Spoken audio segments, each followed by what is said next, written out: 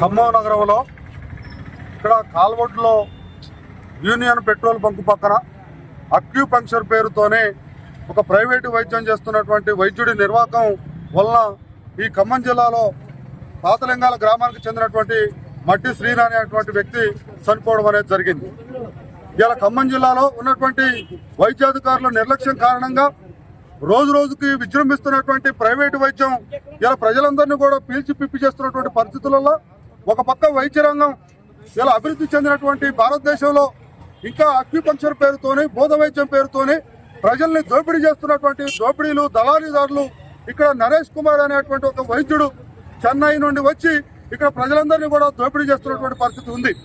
ఇది కనిపెట్టడంలో ప్రభుత్వం చాలా నిర్లక్ష్యంగా ఉన్నటువంటి పరిస్థితులలో సిపిఐఎంఎల్ న్యూ డెమోక్రసీ పార్టీగా మేము ఈ హాస్పిటల్ పైన రైడ్ చేసి మేము వైద్యాధికారులు ఇక్కడికి పిలవడం అనేది జరిగింది.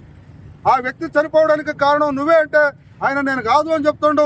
ఎక్కడ ఆయన రోజువారీ మందుల్ని మీరు ఏ మందులు వాడొద్దు, నేను చెప్పిందే వినాలి, నేను చేసిన ఏ మందులే వాడాలి అని చెప్పి ఆయన హాస్పిటల్కి పోతున్నా కానీ నువ్వు ఎక్కడికి పోవద్దని చెప్పి చివరికి ఆయన మరణానికి కారణమైనటువంటి ఈ అక్యూపంక్చర్ డాక్టర్ని వెంటనే శిక్షించాలని సిపిఐఎంఎల్ న్యూ డెమోక్రసీ పార్టీగా మేము డిమాండ్ చేస్తూ ఉన్నాం.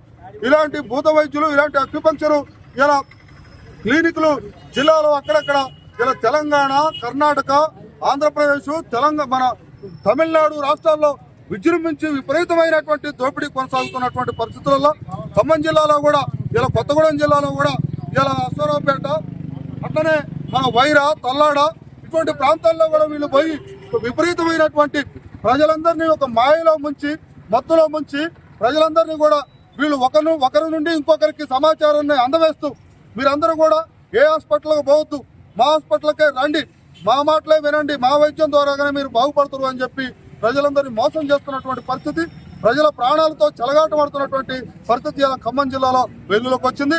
వెంటనే ప్రభుత్వ వైద్య రంగంలో ఉన్నటువంటి అధికారులందరూ కూడా అప్రమత్తం కావాలి. ప్రైవేటు వైద్యం పైన మీరు చర్యలు తీసుకోవాలి. ఇలాంటి దుర్మార్గులను వెంటనే కఠినంగా శిక్షించాలి. ఈ అక్యూపంక్చర్ పేరుతో ఎవరైతే నరేష్ కుమార్ ఉందో ఈ నరేష్ కుమార్ ని ప్రభుత్వం వెంటనే శిక్షించాలి, ఆయన అరెస్ట్ చేయాలి.